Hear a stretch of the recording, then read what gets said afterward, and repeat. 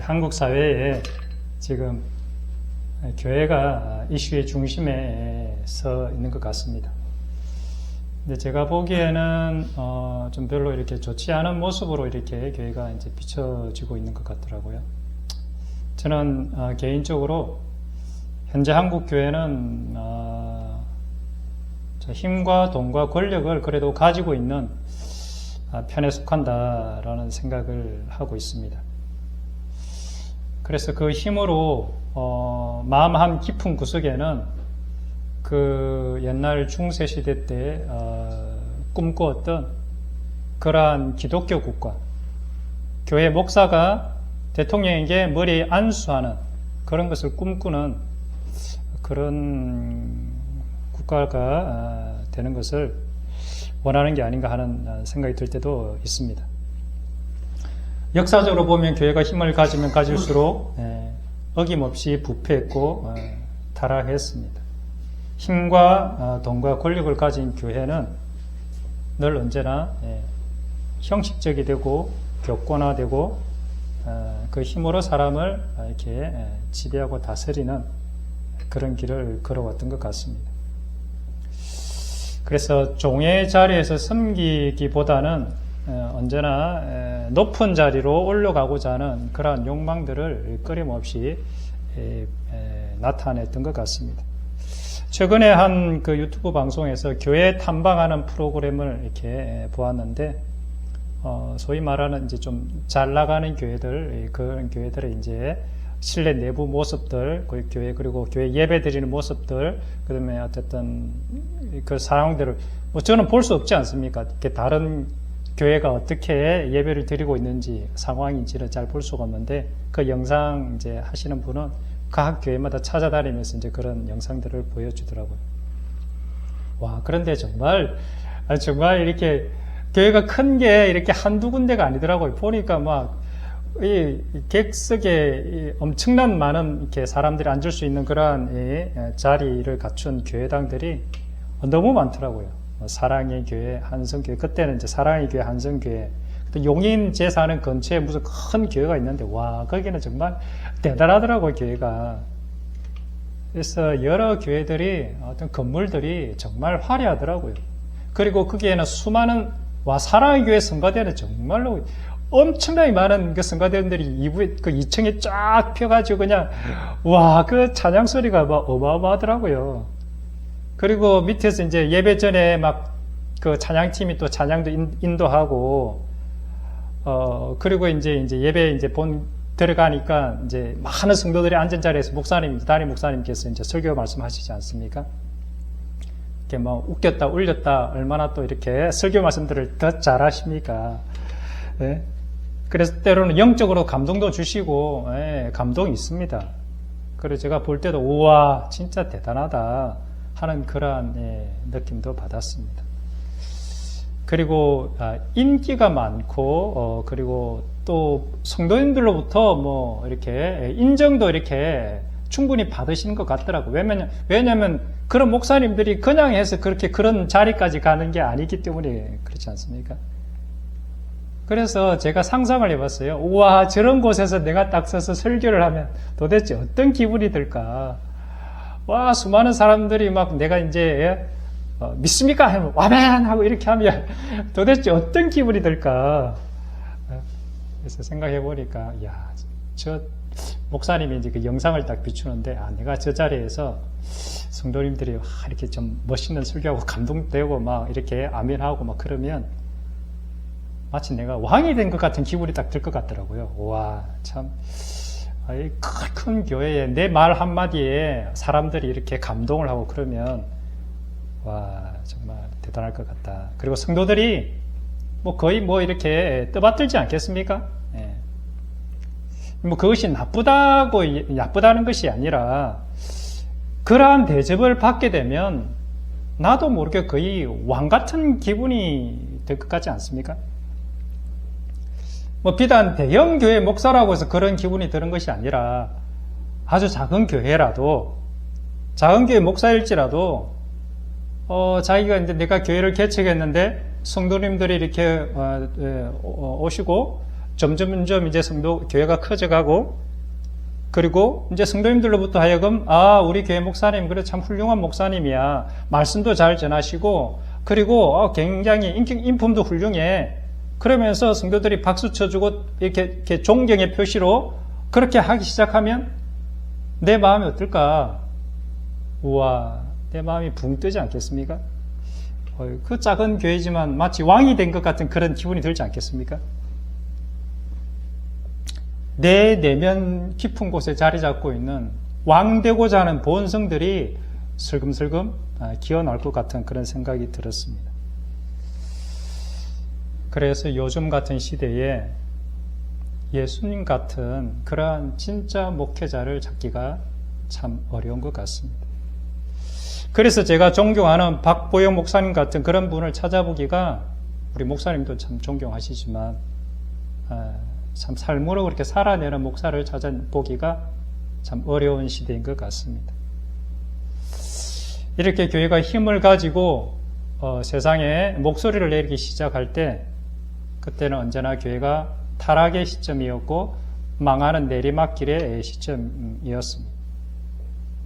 그러나 하나님께서는 하나님의 진리를 힘이 없고 이름도 없는 그 무명의 소수들에 의해서 그들의 부르짖음과 그들의 외침을 통해서 하나님의 교회는 개혁되어 왔고 이렇게 발전되어 온 것 같습니다. 우리는 지난 시간에 세상만사 세옹지마에 대해서 이야기를 나누었습니다. 이 말은 엄밀히 말하면 우리 크리스찬들에게는 틀린 말이라고 이야기했습니다. 진정으로 하나님의 영으로 거듭난 그리스도인들에게는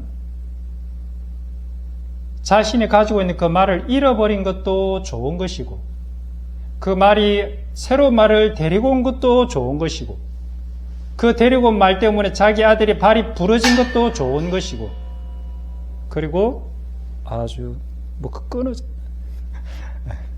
그리고 그 부러진 것 때문에 전쟁에 징집이 안 된 것도 좋은 것이고, 그래서 그리스도인에게는 그 삶 가운데 일어난 모든 것들이 사실은 다 좋은 것이다 라는 것이죠. 왜 그런가? 하나님을 사랑하는 자, 곧 그의 뜻대로 부르심을 입은 자들에게는 내 삶에 일어나는 모든 것들이 다 합력해서 하나님의 선을 이루는 다 도구로, 미끄럼으로, 퇴비로 사용되기 때문에 그렇습니다. 그래서 하나님을 사랑하는 자, 하나님의 뜻대로 부르심을 입은 자들에게는 고난이 그래서 감사가 되는 겁니다. 질병도 사실은 좋은 일이 되는 겁니다.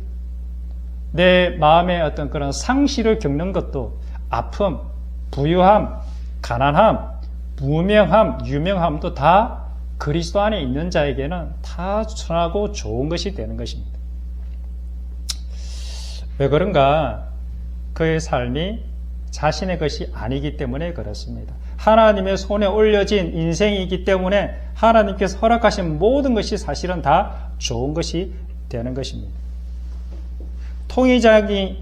토기장이신 그분이 나의 삶의 주인이시기 때문에 그분께서는 나의 모든 환경과 상황들을 통해서 나를 하나님의 귀한 작품으로, 하나님의 귀한 그릇으로 만들어가고 계시기 때문에 그렇습니다. 우리 잘 알지 않습니까? 송명희 시인의 그 뇌성마비가 송명희 시인을 그 눈을 뜨게 했다는 사실을 우리는 잘 알지 않습니까? 이지선 교수의 그 교통사고를 당한 그 교통사고가 그 화상 때문에 이지선 그 교수가 얼마나 지금 주님 앞에 말할 수 없는 감사를 드리고 내면적으로 하나님의 그 온유와 겸손과 풍성함을 간증하는지 우리는 듣고 있지 않습니까? 사실 이 두 사람뿐만 아니라 수많은 기독교인들의 간증들이 다 이것을 증명해 주고 있는 것 아니겠습니까? 나의 지난 고통스러운 기억들과 상처들, 지금 내가 처한 고통과 아픔의 상처들 모두가 다 내가 하나님의 손에 놓여져 있는 진흙과 같은 존재라는 것을 인정한다면, 믿는다면 그것을 통해서 하나님께서 나를 지금 현재 빚어가고 계시다는 사실을 우리는 믿고 기꺼이 하나님께 감사할 수 있을 것입니다. 나라는 존재는 그저 하나님 나라의 그 틀에, 그 물레에 얹어져 있는 진흙 한 덩어리와 같은 그 보잘것없는 그런 존재라는 것을 인정하십니까? 그렇다면 나는 이제 그분이 빚어가시는 대로, 그분이 나를 이끌고 가시는 대로 내게 주어진 삶 그대로 하나님께서 나를 놓아두신 그 삶의 현장 그 가운데서 내게 주어진 모든 상황 가운데 우리는 기꺼이 감사할 수가 있는 것입니다. 그리고 그곳에서 내 삶의 전부를 주님 앞에 내어 드릴 수 있는 것입니다.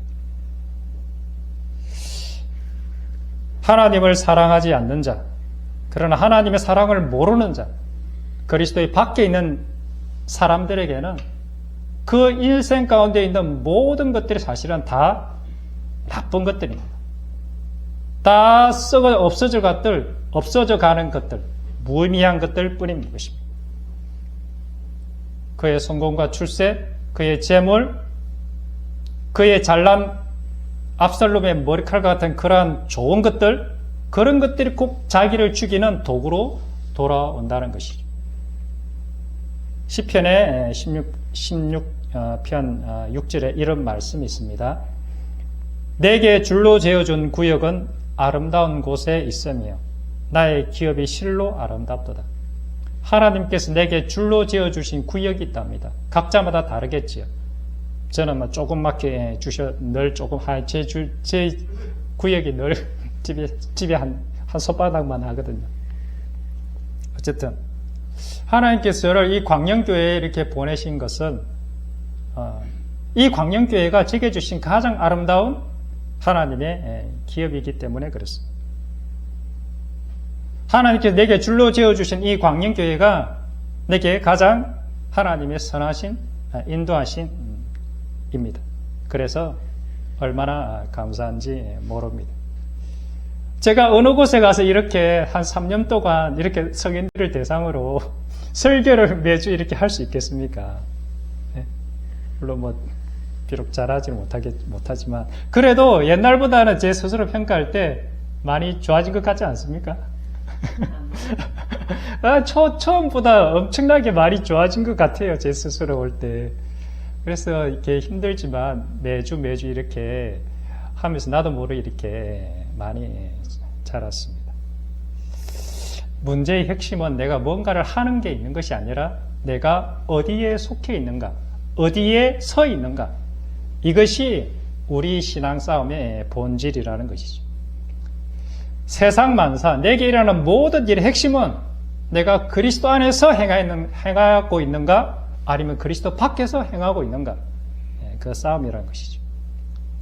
그리스도 안에 있다면, 내가 그리스도와 함께 있다면, 주님께서 나와 함께 하신다면 내 삶의 모든 것들은 다 사실은 좋은 것이고 유익한 것이고 감사한 것이 되는 것입니다.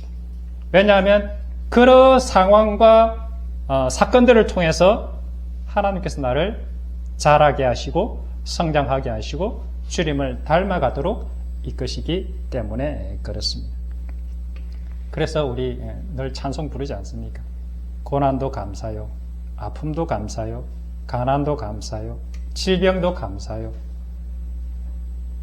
상처도 감사요, 낮아짐도 감사요, 억울함도 감사요, 왕따도 감사요, 십자가의 죽음은 더더욱 감사요. 이러한 삶을 우리는 한마디로 형통한 삶이라 이렇게 부르는 것입니다. 복음이란 무엇입니까?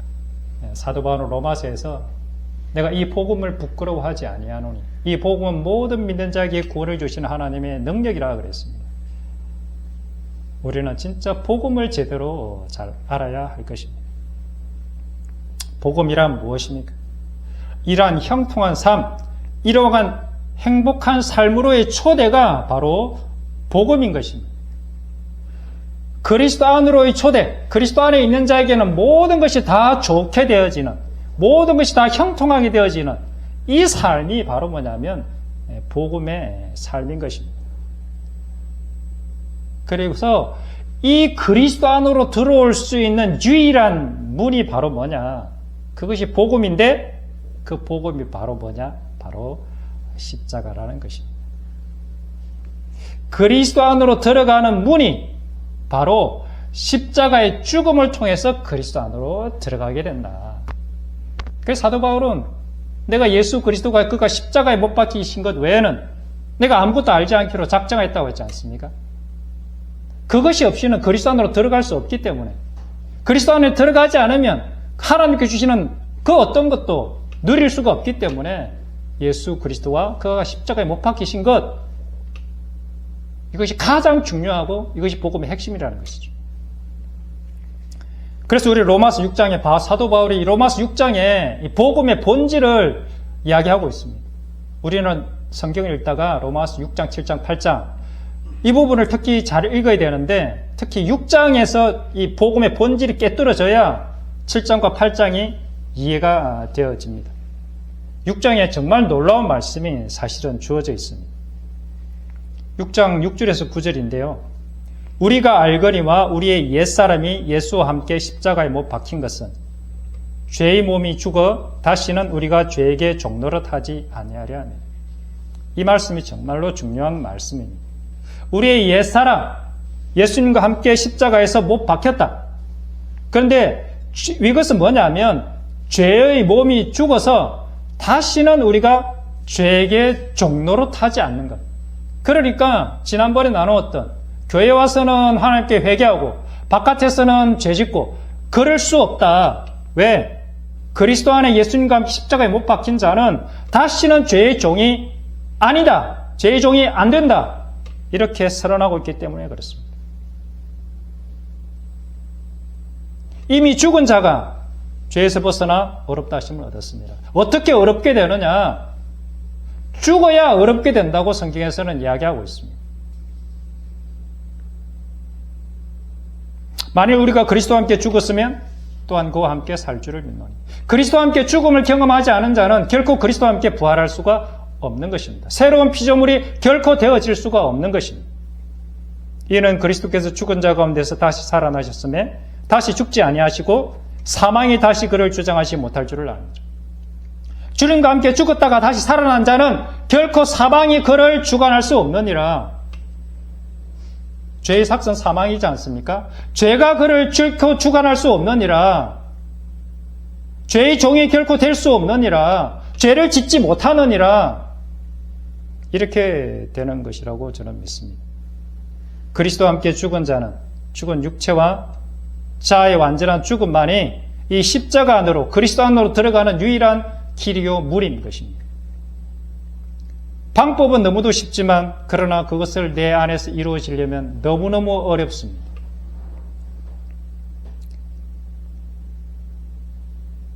그것을 들어갈 수 있는 유일한 방법이 하나가 있는데 그게 뭐냐면 하나님께서 나를 향한 지극한 사랑을 믿을 때, 그 온전한 사랑을 믿을 때만이 나를 그분께 나의 생명을 기꺼이 내어 던지고 나를 죽음에 내어 던질 수가 있게 되는 것입니다. 나의 전 인생을 그분께 기꺼이 내어 맡길 수 있는 유일한 길은 뭐냐? 그분의 사랑을 믿는 것입니다. 번제단에 묶여서 이미 죽은 것과 다름없는 그 이삭을 살려내신 그 하나님, 죽은 나사로를 살려내신 그 하나님, 나무에 달려 십자가에 돌아가시고 무덤에 갇히신 그 예수 그리스도를 사흘 만에 부활시키신 그 하나님, 그분을 믿는 것입니다. 그 하나님을 믿을 때만이 나의 전 존재를 기꺼이 그리스도와 함께 십자가의 죽음에 내어 던질 수가 있게 되는 것입니다. 왜냐하면 내가 죽어도 주님 하나님께서 나를 다시 살리실 것을 내가 믿기 때문에 기꺼이 나를 죽음에 내어 던질 수가 있는 것입니다.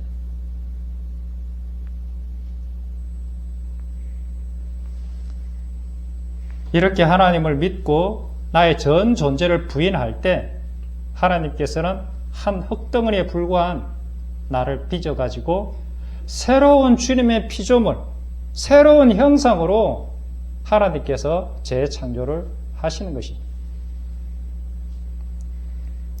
거듭난 자와 거듭나지 못한 자, 옛 사람과 새 사람, 완전히 다른 존재가 되는 것입니다.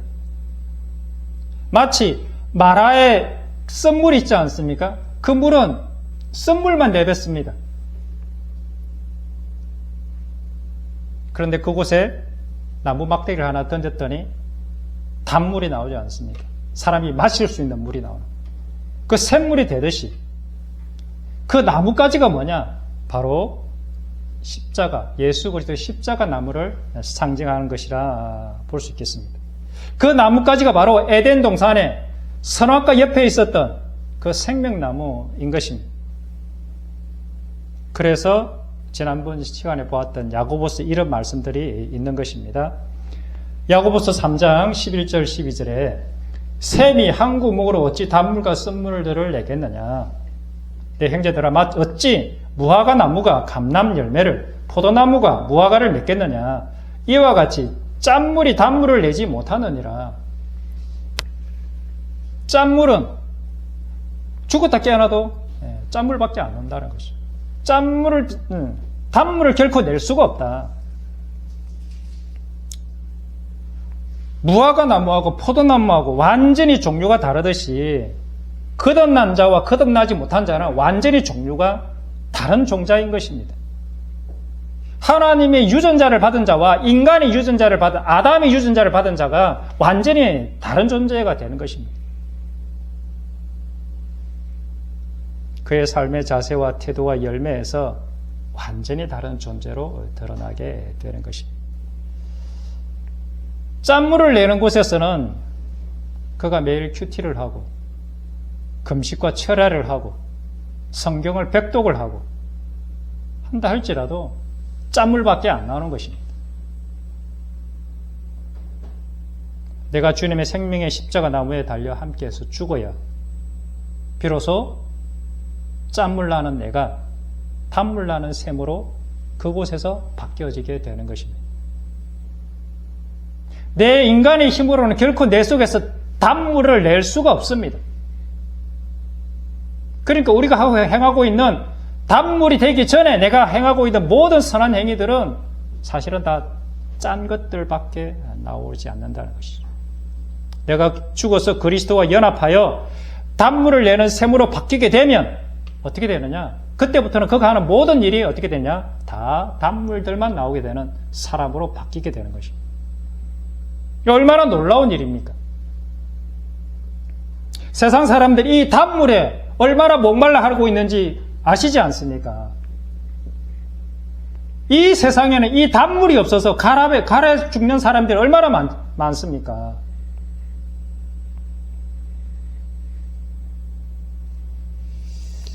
왜 우리는 그리스도와 함께 죽어야만 합니까? 우리가 그리스도와 함께 죽어야만 세상에 반응하지 않기 때문에 그렇습니다. 죽어야만 하나님 아버지께서 그토록 주시고자 하는 평안과 진정한 안식을 우리가 가질 수 있기 때문에 그렇습니다. 하나님께서 예비하신 저 안식에 들어가려면 우리는 반드시 죽어야만 합니다. 히브리서 4장 8절에서 11절에 만일 여호수아가 그들에게 안식을 주었더라면 그 후에 다른 날들을 말씀하시지 않으셨으리라. 그런즉 안식할 때가 하나님의 백성에게 남아있도다. 이미 그의 안식에 들어간 자는 하나님이 자기의 일을 시심과 같이 그들도 자기의 일을 시르니라. 그러므로 우리가 저 안식에 들어가기를 힘쓸지니 이는 누구든지 저 순종하지 아니하는 본에 빠지지 않게 하려 함이라. 히브리서 기자는 이 말씀을 구약의 이스라엘 백성들이 홍해 강약길에서 가나안 땅에 못 들어가고 중간에 다 죽었던 그 이유가 뭐냐? 그 비유를 들어가면서 너희들은 그 광야 백성들처럼 살지 말고 진짜 안식에 들어가기를 힘을 써라. 그 가나안 땅 하나님이 약속하신 그곳에 들어가기를 힘을 써라. 이렇게 말씀하고 있는 것입니다. 그들이 왜 가나안 땅에 못 들어갔느냐? 왜 안식을 누리지 못하느냐? 그들이 하나님 언약에 순종하지 않았었다. 하나님과의 약속을 지키지 않았었다. 왜 못 지켰느냐? 그들의 마음이 완고해서 그렇다. 그들의 마음이 고집이 세서 그렇다. 이것을 다른 말로 신약의 표현으로 하면 교만, 정욕, 탐심, 욕심, 자기가 살아있어서 자기의 때문에 안식에 못 들어가게 되었다. 이것을 없애는 유일한 길이 무엇입니까? 말씀에 순종할 수 있는, 우리가 하나님의 말씀을 따라갈 수 있는 유일한 길이 무엇입니까? 그것이 바로 내가 죽는 길입니다. 내 자아가 완전히 박살이 나야 주님의 뜻에 말없이 순종하고 끌려다니는 사람이 됩니다. 마치 물에 빠질 때 살려고 발버둥치는 사람은 그 사람은 건져낼 수가 없습니다. 물에 빠져가지고 완전히 꼴까닥 해야 힘이 좀 완전히 다 빠져야 이제 머리채를 꺾고 이제 끄집어 나올 수가 있습니다. 마치 그것과 똑같습니다. 이렇게 표현된 말씀이 바로 이 말씀입니다. 또 무리에게 이르시되 아무든지 나를 따라오려거든 자기를 부인하고 날마다 자기의 십자가를 지고 나를 따를 것이니라. 이 말씀이 핵심입니다. 아무든지 나를 따라오려거든. 저 안식에 들어가기를 원하면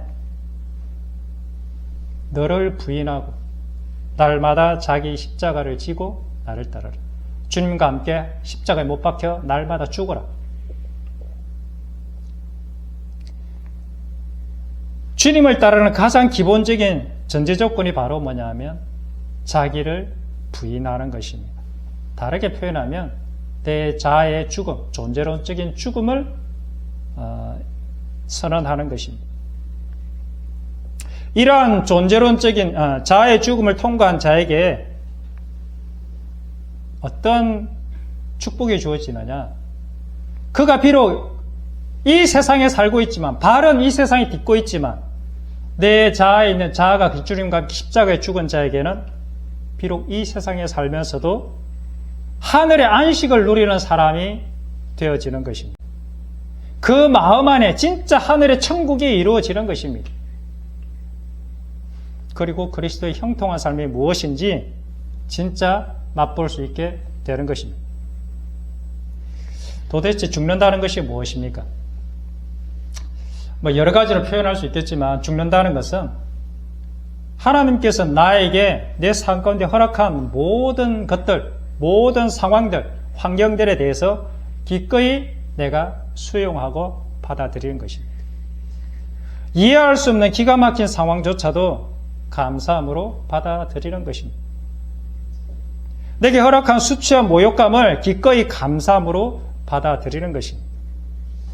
왜냐하면 그 순간, 그때가 바로 내가 자라나고 성장하는 터닝 포인트, 변곡점이기 때문에 그렇습니다. 나의 아픈 상처, 괴로움, 고통, 그것조차 주님께 감사함으로 올려드리는 것입니다. 그런데 우리가 여기서 한 가지 조심해야 할 것이 하나 있는데 그것은 뭐냐 하면 주님께서 이렇게 그래 감사해야지, 범사에 감사하라고 했으니까 감사해야 되겠다. 그런데 내 마음에는 감사가 안 생겨. 그런데 그래도 억지로 감사하라고 했으니 그것을 나를 부인하고 그래서 감사합니다 이렇게 고백을 억지로 한다. 그것이 감사냐? 절대로 감사가 아니라는 것이죠. 이렇게 말하는 감사는 성경에서 말하는 감사가 아닙니다. 이렇게 말하는 감사는 어떤 감사냐? 세상 사람들이 하고 있는 감사의 방식입니다. 다른 말로 하면 긍정적 사고방식, 좋게 생각하는 것, 이것이 바로 불교인들이 하는 마음의 수행의 하나인 것입니다. 자꾸 내 내배를 다스리는 거죠. 이렇게 감사한다고 해서 그 사람이 짠물이 단물이 되느냐? 결코 그렇지 않습니다. 복음이 무엇입니까? 그것은 삶의 모든 일에 대해서 내 안에 감사가 저절로 솟아나오는 사람으로 바뀌어지는 것입니다. 존재가 바뀌는 사람이 되는 것입니다. 썸물만 내던 나가, 썸물만 나오던 나가 늘 신경이 열고 늘 화를 내고 자기 고집 불통인 내가 이제는 유순하고 온유한 사람으로 바뀌어지는 것입니다. 단물을 내는 샘물로 바뀌어지는 것입니다. 이것이 바로 복음의 능력인 것입니다. 썸물만 내던 우리 마음 가운데 하나님의 성령이 임하면 나도 모르게 내 속에서 단물, 성령님의 그 사랑과 긍휼과 온유와 자비가 내 속에서 나오는 사람이 되는 것입니다. 이게 얼마나 놀라운 복음의 능력입니까? 이 좋은 것을 경험하고 체험한 사람은 이 복음을 전하지 않고는 견딜 수가 없게 되는 것입니다. 결론을 맺도록 하겠습니다. 그럼 구체적으로 어떻게 그럼 그런 사람이 될 수 있는가? 그것은 이렇게 하는 것입니다. 내 삶에 허락하신 모든 상황들 속에서 내게 이해할 수 없는 일들, 억울한 일들, 기가 막힌 상황들이 찾아올 때마다 잠잠히 주님 앞에 나아가 엎드리는 것입니다. 반드시 꼭 기도 시간 아니어도 좋습니다. 예배 시간을 꼭 기다릴 것까지 없습니다. 하루를 끝내는, 하루의 마감을 끝내는 그 잠자리에 들기 전에 주님의 십자가 앞에 엎드려 잠잠히 주님의 십자가를 묵상하는 것입니다. 나를 사랑하셔서 그 십자가에서 나를 위해 죽으신 예수 그리스도의 사랑, 아버지의 사랑을 다시 한번 확인하는 것입니다. 그리고 그 아버지 하나님의 사랑을 온전히 믿고 나의 속에 일어났던 그런 온갖 불평, 불만, 화, 분노, 억울함 이런 것들을 하나님의 번제단에 다 불태워서 하나님의 보좌 앞으로 올려드리는 것입니다. 이것이 바로 진정한 제사이고 진정한 예배인 것입니다. 이것이 바로 우리 몸을 하나님이 기뻐하시는 거룩한 산 제물로 하나님께 올려드리는 살아있는 예배가 되는 것입니다. 이것이 바로 내 안에 계신 성령과 진리로 드리는 참된 예배가 되는 것입니다. 하나님께서는 이렇게 예배하는 자들을 찾고 계시는 것입니다.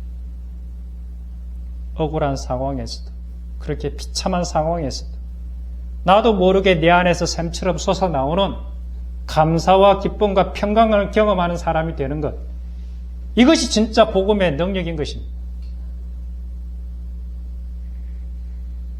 왜냐하면 하나님의 그 말로 닿을 수 없는 그 사랑을 내가 믿기 때문에 이것이 가능한 것입니다. 형님, 나도 모르게 누군가로부터 내 오른뺨을 맞았습니까? 그러나 지금 당장은 아니더라도 이렇게 날마다 주님 앞에 나를 거룩한 산재물 올려드리는 예배의 삶을 사는 자는 그 다음 날에는 틀림없이 왼편도 기꺼이 되어줄 수 있는 사람이 되어져 있을 것입니다. 그 사람이 능력으로 하는 것이 아닙니다. 그 사람이 결단으로 하는 것이 아닙니다. 그분께서 내 안에 성령께서 나를 그것으로 이끌어 가시기 때문에 나는 그분께서 하시는 대로 따라가기만 하면 되는 것입니다.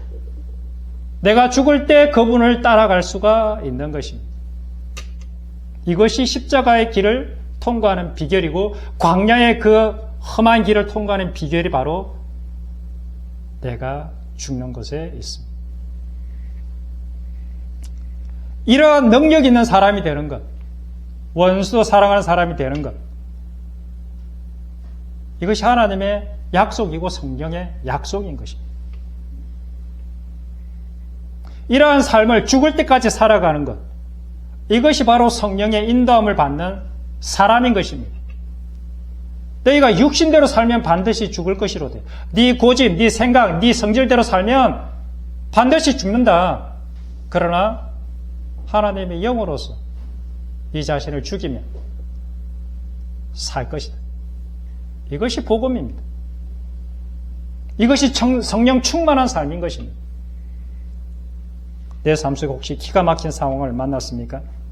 혹 원수 같은 사람을 만났습니까?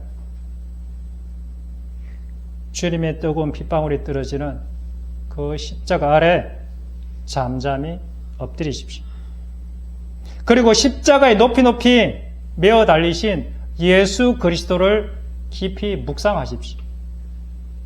그리고 나도 주님과 함께 벌거벗고 그 십자가에 기꺼이 메어 달리십시오. 그리고 그때 하늘에서 이러한 음성이 들려지게 될 것입니다.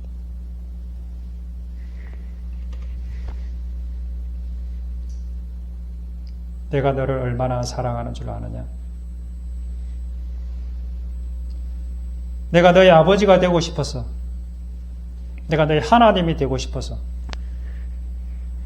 내가 너를 나의 온전한 나의 소유로 삼고 싶어서 내 아들, 내 독생자 예수를 너 대신 죽음으로 내어주었다. 내가 얼마나 너를 사랑하는지 아느냐? 나의 사랑을 믿느냐? 내가 만일 나의 사랑을 믿는다면 너를 힘들게 한 그 원수, 내가 도저히 사랑할 수 없는 그 한 사람을 위해서 내가 너를 사랑한 것처럼 너도 그렇게 사랑하며 섬기며 그를 위해서 기도해 줄 수 있겠느냐? 왜냐하면 그 사람도 동일하게 나의 형상으로 만든 나의 피조물이고 내가 불쌍히 여기는 연약한 인생들이기 때문이다. 기도하겠습니다.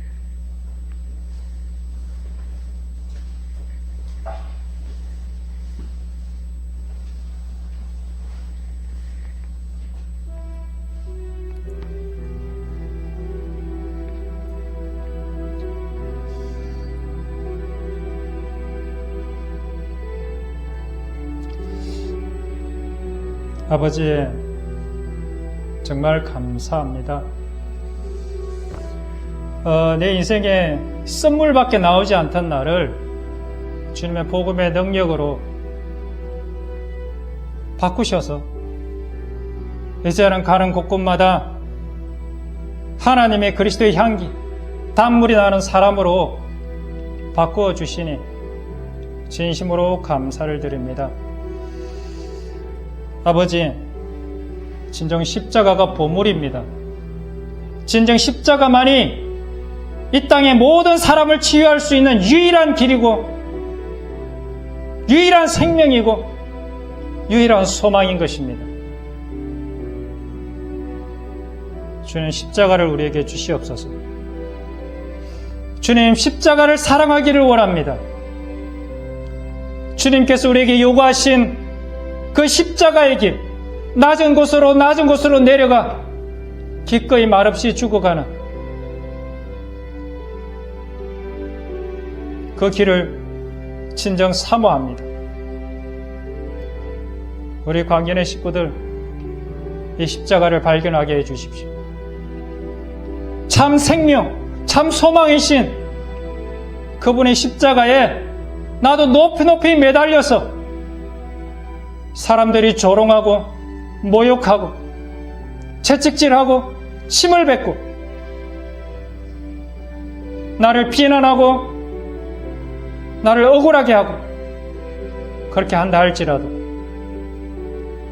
아버지, 저들의 죄를 용서해 주십시오. 저들이 하는 일을 저들이 알지 못해서 그렇습니다.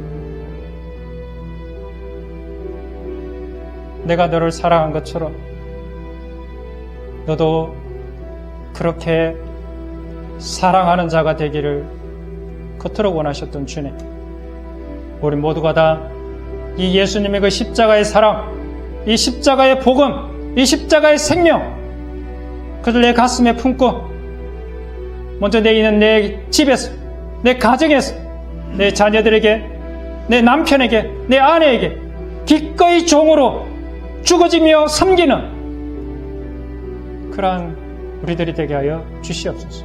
기도하겠습니다.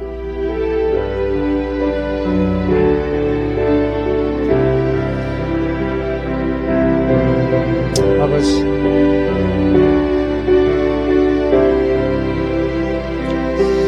주님의 그 십자가를 우리에게 주셔서 진심으로 감사합니다. 주님의 그 십자가만이 이 땅을 살리는 유일한 소망이고 유일한 생명입니다. 아버지, 이 십자가의 사랑, 이 십자가의 복음, 주님 오시는 그날까지 전하며 그렇게 살다가 주님을 만날 수 있기를 소망합니다. 날마다 나를 부인하고 날마다 나를 죽이며 낮은 곳으로 내려가 종으로서 주님처럼 허리에 수건을 두르고 더러운 발을 씻겨내는 그러한 주님의 백성, 주님의 자녀 되기를 간절히 소망합니다.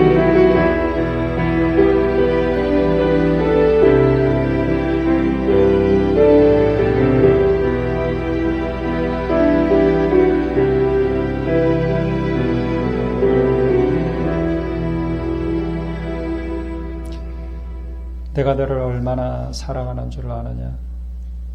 내가 너의 아버지가 되고 싶어서, 내가 너의 하나님이 되고 싶어서, 내가 너를 나의 온전한 소유로 삼고 싶어서 내 아들, 내 전부인 독생자를 너 대신 죽음에 내어주었다.